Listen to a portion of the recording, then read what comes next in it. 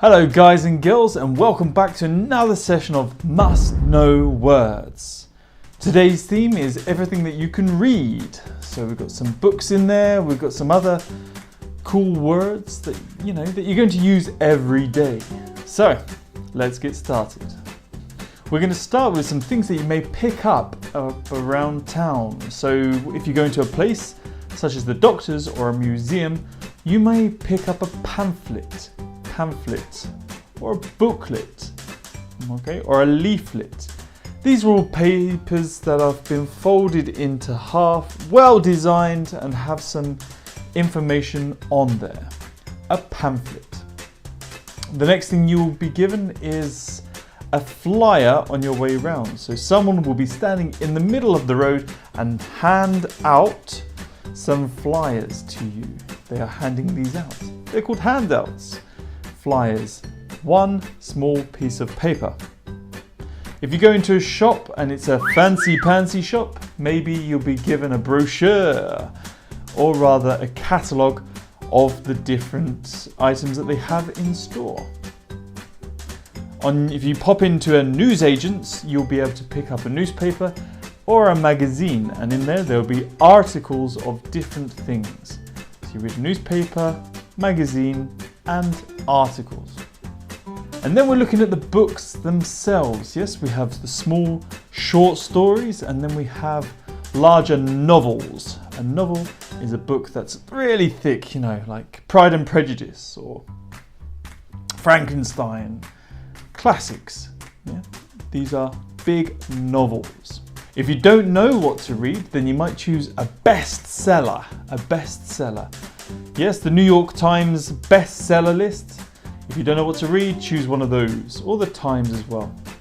They also have a bestseller list. Time to look at some words with books in them. Let's have a look. A handbook. A handbook is a small copy of a book with small instructions on how to do something. Very similar to a manual, but a handbook is a quick reference guide. The next we have is textbook. Yes, that shocking word reminds you of school once again, gives you shivers down your spine. Next we have a guidebook. A guidebook is something that you open up when you're in a new city or town, and it gives you some good reference, like where's the coolest restaurants, or where is the nearest museums. Yeah, this is a guidebook. A guide in a book. Boom.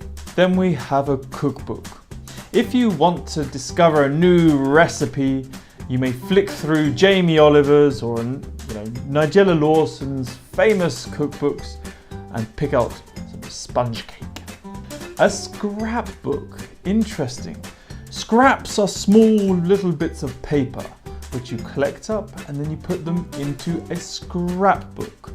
A scrapbook is all about your memories. So if you are on a trip and you say, for example, read something in the newspaper and it's really cool, you might cut out the newspaper and stick it in to your scrapbook, along with some photographs, maybe some articles, and maybe a diary if you're writing one. Cool, hey? A scrapbook. Next is a yearbook. When a class finishes school, or when a class goes up in school, you'll have a yearbook when you have some dodgy photograph taken of you when you were a child and placed there with a comment underneath saying, the worst student in school or the best student in school. Exactly. Obviously the best. Sketchbook. A sketchbook is what artists use. Yes, a small book which they can draw. A sketch is a small, faint drawing, quick one. Basically an outline to get a picture of what you were looking at. This is a sketch. So a sketchbook is what artists use. A sketchbook. Okay, two big mistakes which I often hear. One is a notebook. A notebook in English, in British English especially, is a small book which you write notes in. Also, we can use it as the computer variety.